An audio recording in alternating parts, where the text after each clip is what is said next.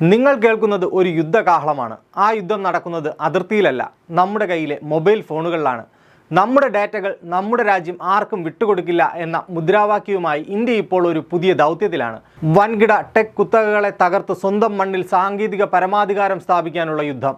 ആ യുദ്ധത്തിൻ്റെ ഭാഗമായി രാജ്യം മുന്നോട്ട് പോയിക്കൊണ്ടിരിക്കുമ്പോഴാണ് നിർണായകമായ നിലപാടുമായി സുപ്രീം കോടതി രംഗത്തെത്തിയിരിക്കുന്നത്. അതിലേക്ക് കോടതിയെ വഴിതെളിച്ചത് രണ്ട് ബിസിനസ്സുകാർ നൽകിയ ഹർജിയും. ഒരു ക്ലിനിക്കും പോളി ഡയഗ്നോസ്റ്റിക് സെൻ്ററും നടത്തുന്ന രണ്ട് വ്യക്തികളായിരുന്നു ആ ഹർജിക്ക് പിന്നിൽ.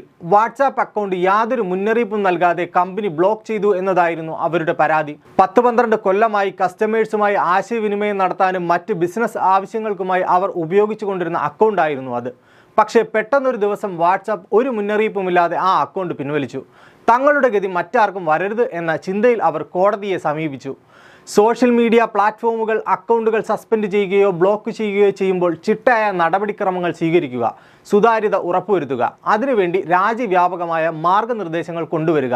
ഈ ആവശ്യങ്ങൾ മുൻനിർത്തിയാണ് അവർ സുപ്രീം കോടതിയിൽ ഹർജി ഫയൽ ചെയ്തത്. ജസ്റ്റിസുമാരായ വിക്രംനാഥ്, സന്ദീപ് മേത്ത എന്നിവരടങ്ങിയ ബെഞ്ച് ഹർജി പരിഗണിച്ചു. ശ്രദ്ധേയമായ ഒരു നിർദ്ദേശമാണ് കോടതി ഹർജിക്കാർക്ക് മുന്നിൽ ഉന്നയിച്ചത്.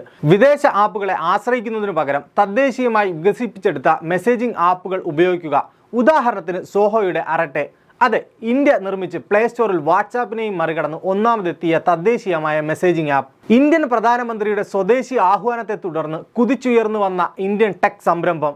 താരിഫ് നയങ്ങളിലൂടെയും ഉപരോധങ്ങളിലൂടെയും ഇന്ത്യൻ കമ്പോളത്തെ ഇല്ലാതാക്കി കളയാമെന്ന ഡൊണാൾഡ് ട്രംപിൻ്റെ ദിവാസ്വപ്നങ്ങളെ കാറ്റിപ്പറത്തിക്കൊണ്ടായിരുന്നു നരേന്ദ്രമോദിയുടെ സ്വദേശി പ്രഖ്യാപനം.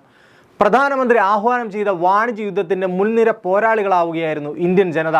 ലക്ഷറി വാച്ചുകളും വസ്ത്രങ്ങളും ഉപേക്ഷിക്കുക മാത്രമല്ല ഇന്ത്യക്കാർ ചെയ്തത്, ഡിജിറ്റൽ ലോകത്തും അവർ പടനയിച്ചു. കേന്ദ്രമന്ത്രിമാർ ഉൾപ്പെടെയുള്ളവർ ആത്മനിർഭർ ഭാരത് ലക്ഷ്യം പൂർത്തിയാക്കാൻ തദ്ദേശീയ ആപ്പുകൾ ഉപയോഗിക്കാൻ ആഹ്വാനം ചെയ്തു.